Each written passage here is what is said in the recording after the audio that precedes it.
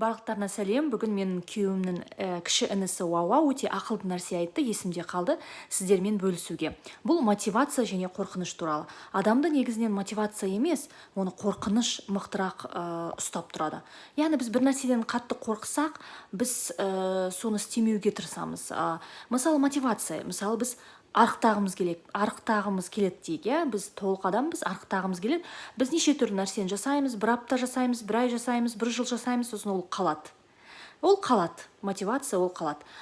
Ал егер қорқыныш болса, мысалы сіздің күн сайын киінетін жаңағы киінетін шкафтың үстінде сурет тұрса, бір адамның қатты ауырып жатқаны, дұрыс тамақтанбағаны, дене жаттығуларын жасамаған адам, қатты ауырып жатқан суретті қойып қойсаңыз, толық адамның сіз соны көріп, содан қорқып, шынымен де сіз өзіңізді мотивациядан гөрі қорыққаннан жасайсыз.